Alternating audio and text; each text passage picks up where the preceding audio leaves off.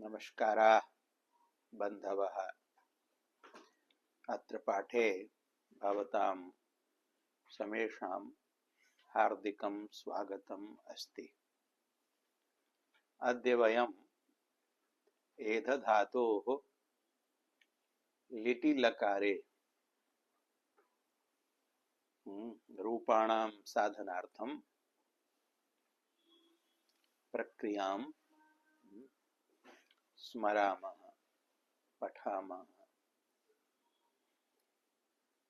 तथा ही भूतानद्यतन परोक्षकालिक वृद्ध्यर्थक क्रियावाचकात् एधधातोः परोक्षे लिट् इति सूत्रेण लिटि लकारे आगते एध लिट् इत्यत्र तयोर्मध्ये आमं प्रत्ययं विधातुं भगवान् सूत्रकारः सूत्रं वक्ति। तत्सूत्रम् उद्धृतं कौमुदीकृता विजादेश्च गुरुमतो नृच्छः इति। अनेन सूत्रेण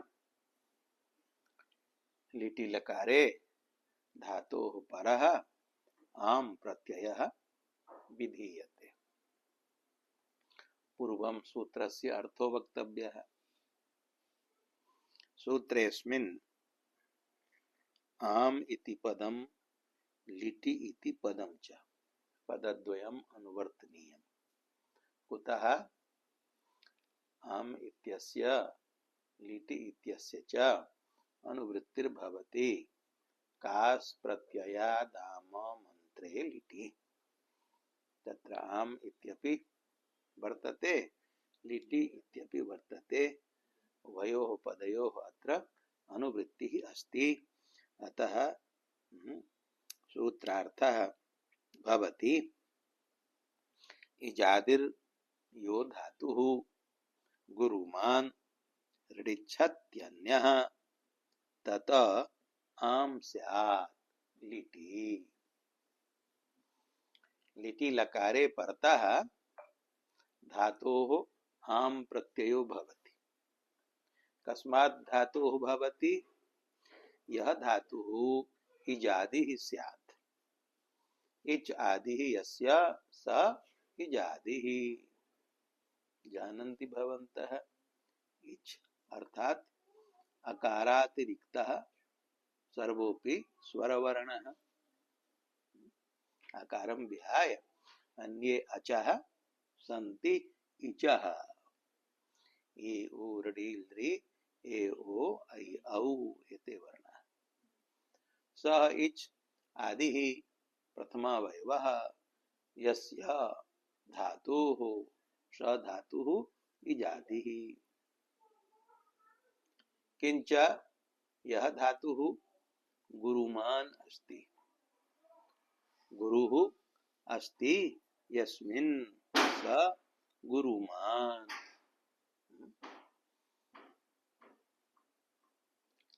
गुरु संज्ञां जानन्ति? अचः भेदत्रयं वर्तते। ह्रस्वः दीर्घः प्लुतः। तत्र दीर्घस्य तु गुरुसंज्ञा अस्त्येव दीर्घं च इति सूत्रेण। ह्रस्वस्यापि भवति तदा गुरुसंज्ञा यदा सः संयोगपरको भवति। संयोगः परः यत्र भवति तत्र संयोगे परे ह्रस्वस्यापि गुरुसंज्ञा भवति। संयोगे गुरु इति सूत्रेण। संयोगपरकत्वाभावे ह्रस्वः लघुः भवति। ह्रस्वं लघु इति सूत्रेण। अद्यत्वे बहवः शिक्षिताः अपि जनाः गुरुम् अजानन्तः अशुद्धम् उच्चारयन्ति। तांग स्थान शब्दान भवद्भिः अपि श्रूयते आकाशवाण्यां वा दूरदर्शने वा ये वक्तारः भवन्ति समाचार वक्तारो वा योजकाः वा ते नूनं विद्वांसो भवन्ति स्वस्य स्वस्य विषयस्य तथापि गुरुज्ञान अभावात् शब्दान् अशुद्धान् उच्चारयन्ति तद् बहु कष्टकरं भवति अस्मादृशां कृते। उदाहरणतया जानन्तु उपद्रव शब्दस्य उच्चारणं न जानन्ति। किम् उच्चारयन्ति? उपद्रव उपद्रव इति उच्चारयन्ति। उपद्रवी उपद्रवी इति वक्तव्ये वदन्ति उपद्रवी। कुतः? यतो हि ते न जानन्ति यदत्र दकार रेफयोः संयोगयोः दकार रेफ रूप संयोगे परे सति पूर्ववर्ती यः ह्रस्वः अपि अकारः स अकारः गुरुः अस्ति संयोगे गुरु इति सूत्रेण। अतः तस्य गुरुभूतस्य तथा उच्चारणं कर्तव्यं यथा द्विमात्रिकस्य भवति। गुरुः द्वे मात्रे भवतः, किन्तु ते अकारम् उच्चारयन्ति एव न, गुरोः लोपमेव कुर्वन्ति। किं वदन्ति? उपद्रव। एवमेव उपाग्रह। अत्रापि गर इति संयोगे परे पकारोत्तरवर्ती अकारः गुरुः अस्ति। अतः तस्य उच्चारणं भवति उपग्रह। किन्तु गुरुः वार्ता तु दूरे जाता लघोरपि उच्चारणं न कुर्वन्ति। किं वदन्ति? उपग्रह उपग्रह। व्याकरण ज्ञानाभावात्। अतएव वक्तव्यं यद्यपि बहुनाधीशे तथापि पठ पुत्र व्याकरणं येन उपग्रहः उपग्रहो मा भूत् उपद्रवः उपद्रवो मा भूत्। शत्रुघ्न शब्दस्य उच्चारणं कर्तुं बहवः प्रतिष्ठिताः अपि जनाः न पारयन्ति। अन्येषां कथा का? यस्य नामैव वर्तते शत्रुघ्नः सोऽपि शत्रुघ्न शब्दस्य उच्चारणं कर्तुं न पारयति। कस्मात् कारणात्? तत्रापि कारणम् इदमेव। संयोगात् पूर्वस्य ह्रस्वस्य अचः गुरुतया उच्चारणं ते न जानन्ति। अतएव शत्रुघ्न इति न वदन्ति। किं वदन्ति? शत्रुघ्न शत्रुघ्न इति वदन्ति। उकारस्य लघुतयैव उच्चारणं कुर्वन्ति। अतः परस्य गकार नकार संयोगस्य उच्चारणं न कुर्वन्ति। शत्रुघ्न इति वदन्ति। स्वयं शत्रुघ्नः एव। ध्यानेन शृण्वन्तु भवन्तः। अन्येषां का कथा? अस्माकं तु लघवः बालकाः अपि शत्रुघ्न शब्दस्य शुद्धम् उच्चारणं कुर्वन्ति। यतो हि तत्र उकारः गुरुः वर्तते। यदि उकारस्य गुरोः उच्चारणं क्रियते तर्हि गकार नकारयोः संयोगस्यापि उच्चारणं सम्यक् सुकरं स्यात्। यदि तत्र उकारस्य गुरुतया उच्चारणं न क्रियते, लघुतयैव उच्चारणं क्रियते, तदा गकार नकारयोः संयोगस्य उच्चारणम् अत्यन्तं दुष्करं स्यात्। एवमेव सरस्वत्याः या प्रार्थना रविरुद्र पितामह विष्णुनुतं हरिचंदन कुंकुम कुंकुम इति शब्दस्य उच्चारणं अद्यत्वे विद्यार्थिनः छात्राः स्तुतिगायकाः अपि अशुद्धं कुर्वन्ति। ते वदन्ति कुम कुम। कुतः? तत्र ङकार ककारयोः संयोगः वर्तते। तस्मिन् संयोगे परे पूर्ववर्तिनः कु इति उकारः ह्रस्वः सन्नपि गुरुः अस्ति। यदा तस्य उकारस्य गुरुतया उच्चारणं करिष्यते तदा उच्चारणं शुद्धं भविष्यति कुंकुम। अन्यथा यथा वदन्ति छात्राः कुम कुम इति, उच्चारणे सावधानैर्भाव्यम् अस्माभिः। कः लघुः कः गुरुः इति अवधानेन ज्ञातव्यम्। तथा च उच्चारणं विधेयम्। अत्र प्रसंगात् आयातम् इदम् अस्य ग्रन्थस्य विषयः नासीत्, तथापि प्रसंगवशात् उदीरितम्। उच्चारणं शुद्धं करणीयम्। गुरुमान् गुरुः अस्ति यस्मिन् स गुरुमान् यः धातुः किंच अनृच्छ न ऋडिच्छ इति अनृच्छ तस्मात् अनृडिच्छः। त्रिषु अपि पदेषु पंचमी विभक्ति वर्तते। इजादेः पंचम्येक वचनान्तं, गुरुमतः पंचम्येक वचनान्तं, अनृच्छः पंचम्येक वचनान्तं च इति अव्ययं तत्र वर्तते। यो धातुः इजादिः वर्तते, यश्च धातुः इजादिः सन् गुरुमान् वर्तते। पृथक पृथक ग्रहणं न कार्यम्। इजादिः एव गुरुमान्। इजादिः पृथक, इजादेः अपि आम प्रत्ययो भवति। गुरुमान् पृथक, गुरुमतोपि आम प्रत्ययो भवति। एवं न, यह इजादिः स एव गुरुमान् स्यात्। इजादिः यो गुरुमान् धातुः तस्मात् धातोः आम प्रत्ययो भवति। ऋडिच्छ धातुः इजादिः अपि अस्ति, गुरुमान् अपि अस्ति। तत्रापि चकार छकारयोः संयोगः अस्ति। तस्मिन् संयोगे परे ऋकारः तत्र गुरुः वर्तते, गुरुमान् अपि अस्ति। अतः इजादेः गुरुमतः धातोः इत्येव उक्ते सति तस्मादपि आम प्रत्ययः प्राप्तः स्यात्। तन्निवारणाय अनृच्छः इति पदमपि दत्तम्।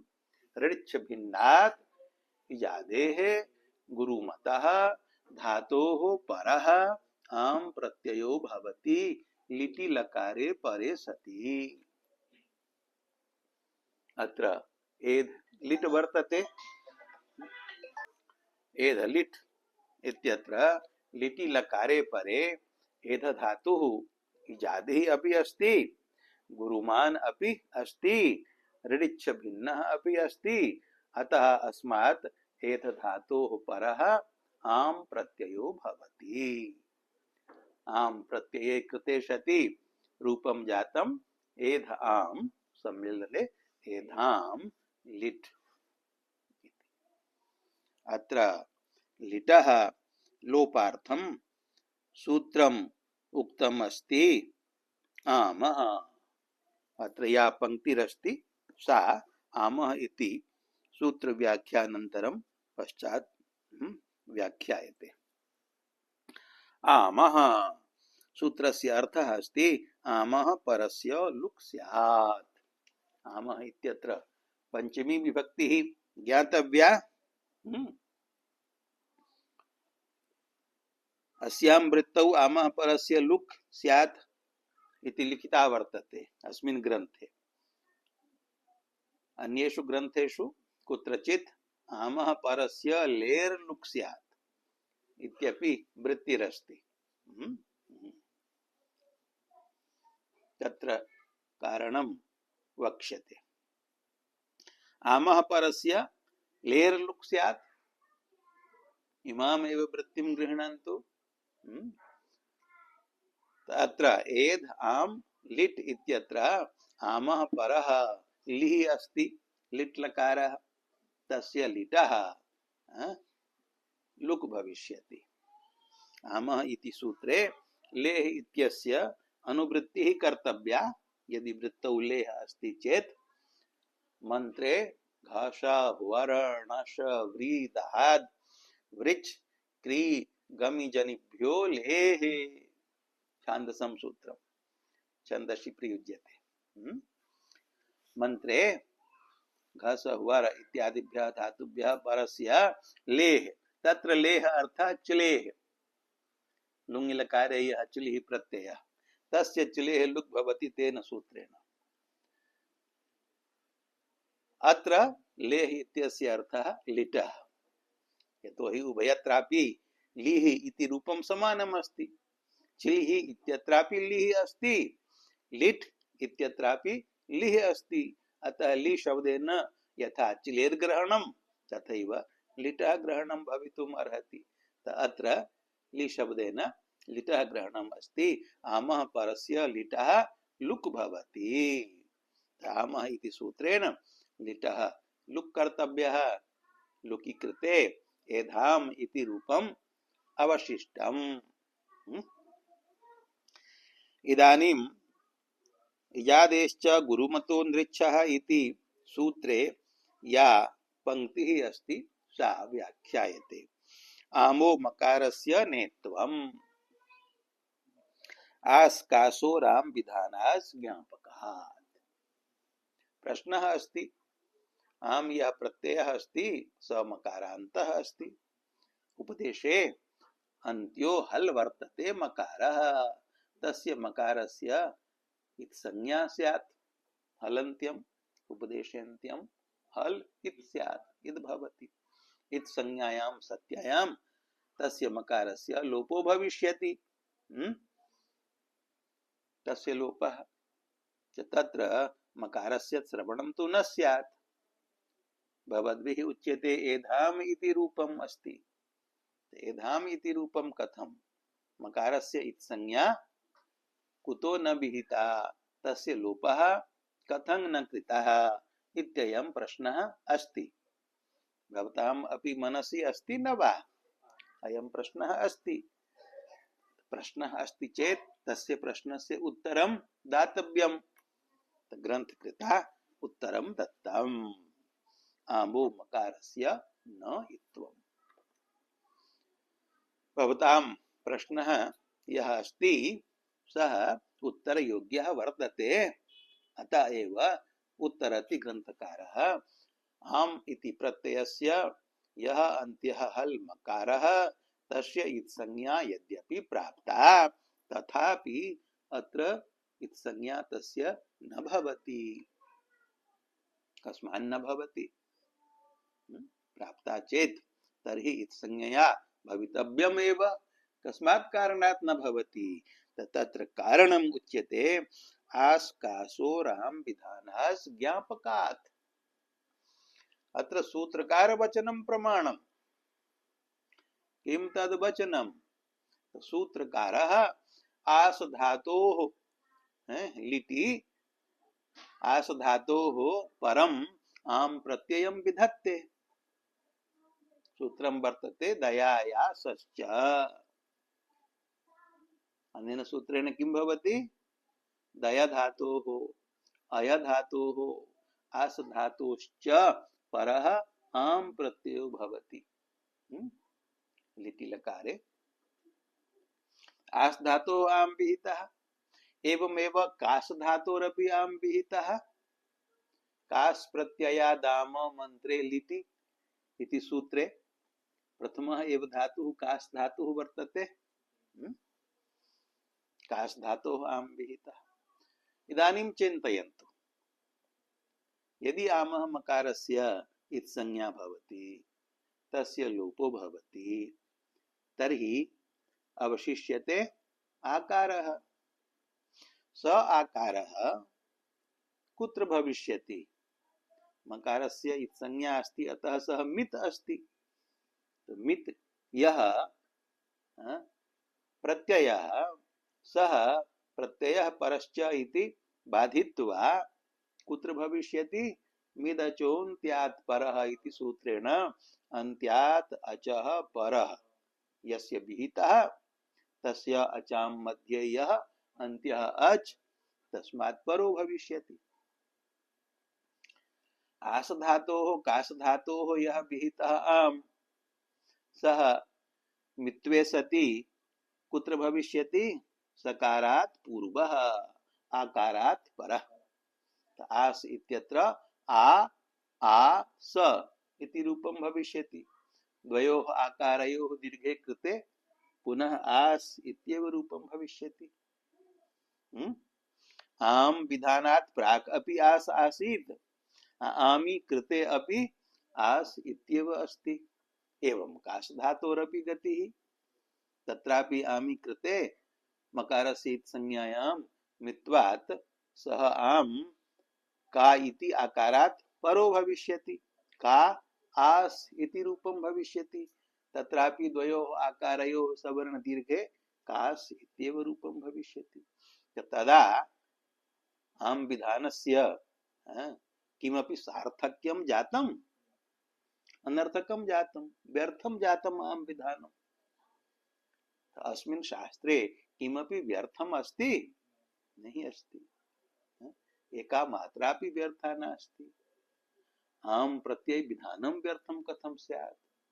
अतः आस कास धातुभ्यां विहितः यः आम स एव ज्ञापयति यत् आमि मकारस्य इति संज्ञा नास्ति, न भवति इति संज्ञा। इति संज्ञायाः अभावे लुपोऽपि न भवति। अतएव मिदचोन्त्यात् परः इति न प्रवर्तते, किन्तु आम प्रत्ययः प्रकृतेः पर एव भवति। प्रत्ययः परश्च इति सूत्राभ्याम् इति पंक्तिः व्याख्याता। अर्थः अवगतः। आमो मकारस्य न इत्वम् आश्कासो राम विधानास् ज्ञापकात् सूत्रकृता आश धातोः काश धातोश्च यः आम प्रत्ययः विहितः तद विधान सामर्थ्यात् ज्ञायते यत् आमो मकारस्य इति संज्ञा न भवति। भवतु आमः इत्यनेन आमः परस्य लेः लिटः लुक् कृतः।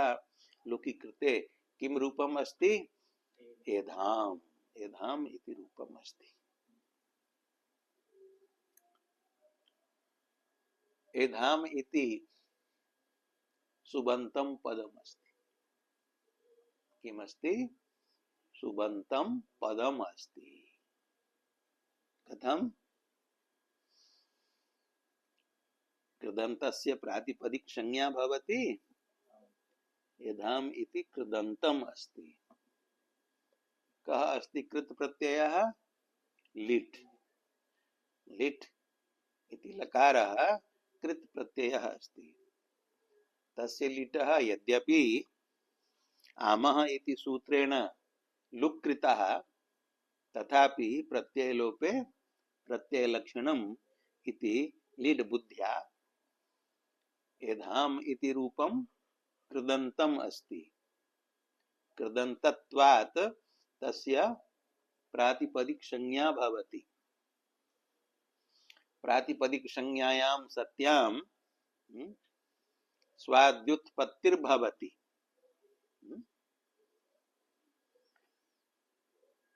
सोजा समौट इत्यादि सूत्रैः सुपः विभक्तेः उत्पत्तिर्भवति। एधाम सु इत्यादि रूपेण तस्य सुपः लोपः भवति स कथं भवति इत्यस्मिन् विषये मतद्वैविध्यम् अस्ति। द्वे मते स्तः। कस्मिन् विषये? सुपो लोप विषये। एकं मतम् अस्ति यत् आमः इति सूत्रेण सुपो लोपो भवति। अतएव वृत्तौ लेः इति न लिखितम्। आमः परस्य लुक् स्यात्। अस्यां वृत्तौ लिखितम् आमः परस्य लुक् स्यात्। आमः परः यः कश्चन अस्ति। लिट् अस्ति तर्हि तस्यापि लोपो भवति। सुप अस्ति तर्हि तस्यापि लोपो भवति। आमः इति सूत्रेण आमः परस्य सुपः लोपो भवति। कदा? यदा आमन्तस्य अव्ययसंज्ञा न भवति तदा। अव्ययसंज्ञायां सत्यां तु अव्ययाद् आप्सुपः इत्यनेन भविष्यति। अव्ययात् परस्य सुपः लुग् भवति। अव्ययसंज्ञा विषये एव मतद्वयं वर्तते। तस्मात् कारणात् लोप विषये मतद्वयम्। यदि अव्ययसंज्ञा भवति तर्हि अव्ययाद् आप्सुपः इत्यनेन सुपो लोपो भवति। यदि अव्ययसंज्ञा न भवति तदा आमः इति सूत्रेण सुपो लोपो भवति। अव्ययसंज्ञा विषये मतद्वयं किमर्थमस्ति? अव्ययसंज्ञा केन सूत्रेण कार्या, केन सूत्रेण वा प्राप्ता? कृन् मेजन्तः। अस्य सूत्रस्य व्याख्या भेदेन अव्ययसंज्ञा भवति अथवा न भवति। केते व्याख्ये? यद्यपि बहवः व्याख्याः सन्ति भाष्यादौ कृताः, तत्र अत्र प्राधान्येन द्वयोः व्याख्ययोः उल्लेखः कार्यः। एका व्याख्या कृद् यो मान्तः, मकारान्तः यः कृत्संज्ञकः प्रत्ययः, तदन्तस्य भवति अव्ययसंज्ञा इति कृन्मेजन्तः इति सूत्रार्थः। तथा एजन्तस्यापि एजन्तः यः कृत् तदन्तस्य भवति। मकारान्तः यः कृत् तदन्तस्य अव्ययसंज्ञा भवति। अस्मिन् पक्षे एधाम् इत्यत्र यः कृत् प्रत्ययः कः? लिट् लकारः। स मकारान्तो नास्ति। लिट् मकारान्तः अस्ति? नहीं, तत्र तु ल इत्येव अवशिष्यते। लकारान्तः अस्ति, मकारान्तस्तु नास्ति। अतः मकारान्त कृत् प्रत्ययाभावात् अत्र एधाम् इत्यस्य एधाम् इति मान्तम् अस्ति, परन्तु अत्र यः कृत् प्रत्ययः अस्ति प्रत्ययलक्षणेन लिट् इति, स तु मान्तः नास्ति।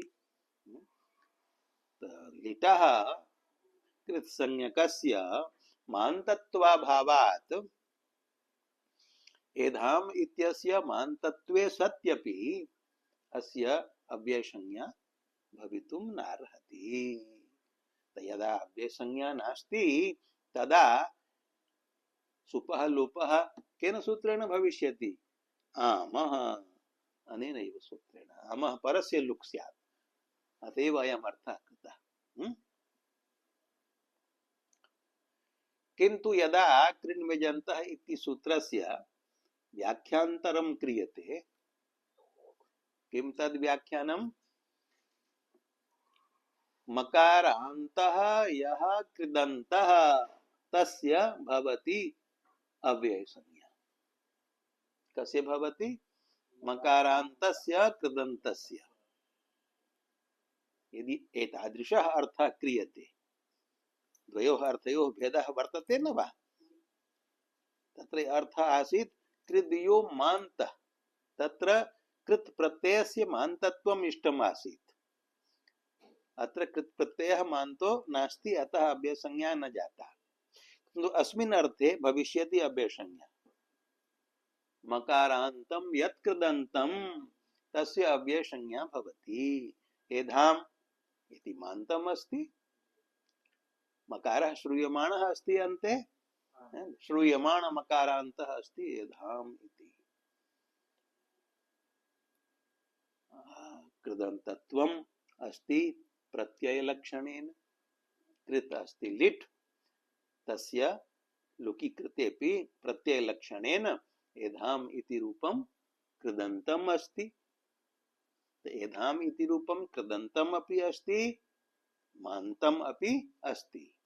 कृदन्तम प्रत्यय लक्षणेन मान्तम श्रूयमाण मकारान्ततया।